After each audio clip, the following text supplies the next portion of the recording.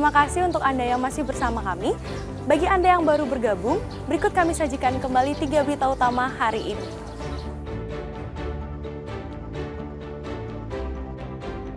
Banjir masih mengenangi Banjartengading di Desa Antige, Karangasem.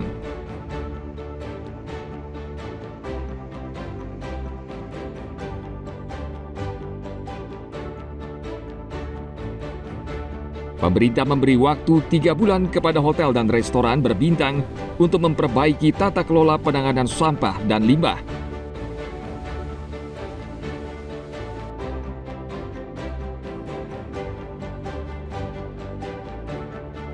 PT Bibu Panji Sakti meluncurkan desain unik Bandara Bali Utara yang mengadopsi filosofi Trihita Karana.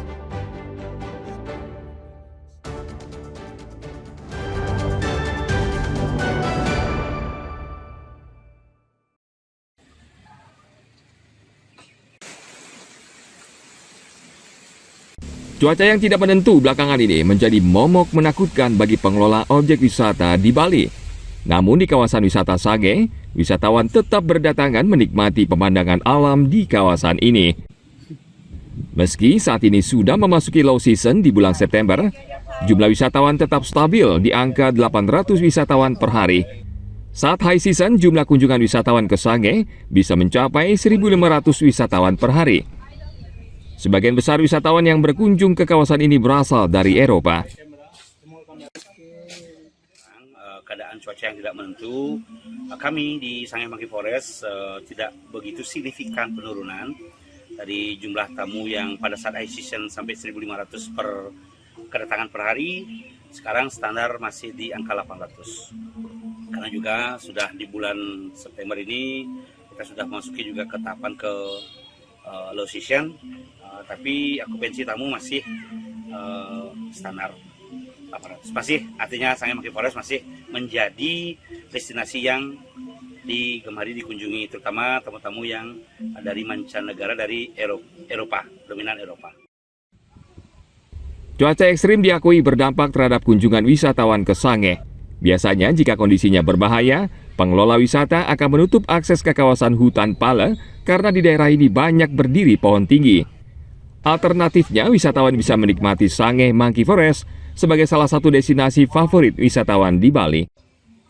Ana Agung Gede Agung melaporkan dari Badung.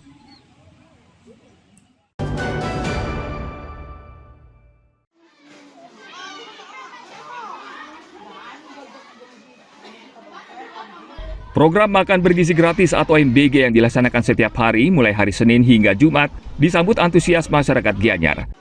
Seperti di Sekolah Dasar Negeri 2 Kemenuh, Kecamatan Sukawati, Gianyar. Setiap anak-anak ini mendapat makanan sehat bergizi.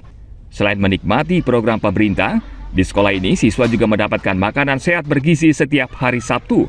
Program ini memang sudah lama berlangsung sejak tahun lalu di sekolah ini. Menurut Niwayan Diniarti, guru SDN 2 Kemenuh, program makan bergizi gratis dipadu dengan program sekolah yang sudah berjalan karena keinginan orang tua siswa. Untuk pelaksanaan MBG di SD2 Kemenuh khususnya sudah berjalan dengan lancar sejak dari 25 Juli 2025. Untuk pelaksanaannya, Nika setiap dari hari Senin sampai hari Jumat saja.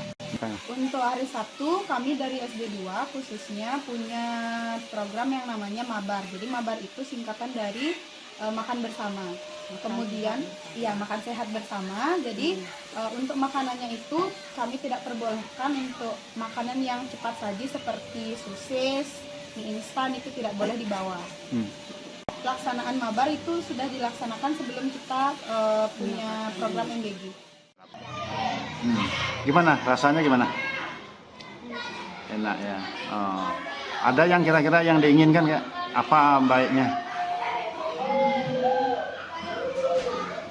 Saya ingin semangkanya dipotong jangan terlalu tipis. Gedel, semangkot, timun, kembe. Terus nasinya banyak, cukup? Cukup. Terus yang enak apanya? Semangkanya. Semangka. Lagi? Sama daging ayamnya. Yang nggak enak? Timun sama pergedel. Nggak suka. Sama tulang ayam. Nggak suka. Enggak. Apa maunya? Selain ini ada yang dimauin? Ya. Ayam. Apa? Lalapan lele.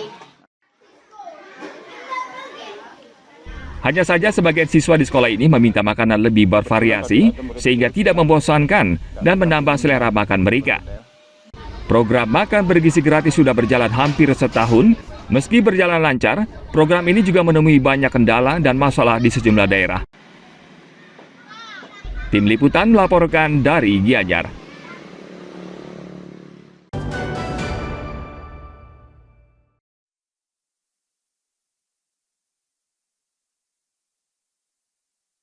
Pemerintah memberi 3 bulan kepada pengelola hotel dan restoran berbintang untuk memperbaiki pengelolaan sampah dan limbah.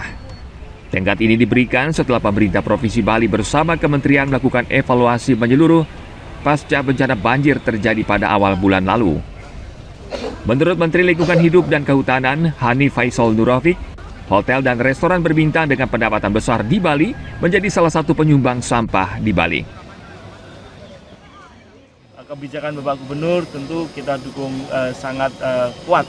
Kita telah melakukan evaluasi kepada seluruh kita, tidak terkecuali tanggung jawab dari hotel-hotel berbintang yang ada di kota Bali ini, kota Denpasar, Badung itu kita sudah evaluasi. Kami memberikan waktu 3 bulan untuk seluruh hotel memperbaiki tata kelola penanganan sampah dan limbahnya. Karena Bali ini penting, setiap kesalahan, setiap satu langkah yang kita tolerir, maka hari itu juga ada satu kerusakan yang pasti akan terjadi. Gubernur Bali Wayan Koster sudah menyiapkan sanksi tegas jika hotel dan restoran yang tidak mematuhi ketentuan terkait pengelolaan sampah dan limbah. Yang Pak Menteri itu lebih komprehensif lagi supaya hotel itu mulai menjaga ekosistem lingkungannya untuk tidak saja untuk wisata yang ekosistem bagus, tapi juga cita pariwisata secara keseluruhan. Akan disertifikasi gitu Pak atau seperti apa? Iya. Ya, ada mungkin label lingkungan. Lingkungan. Apa sanksinya Pak jika tidak diikuti? Ada. Kalau nggak nurut pasti ada. Proses evaluasi tidak hanya berlaku untuk hotel dan restoran berbintang di Denpasar, namun juga hotel dan restoran di seluruh Bali. Sampah dan pelanggaran tata ruang menjadi salah satu biang kerok bencana banjir bandang di Bali beberapa waktu lalu. Tim Liputan melaporkan dari Denpasar.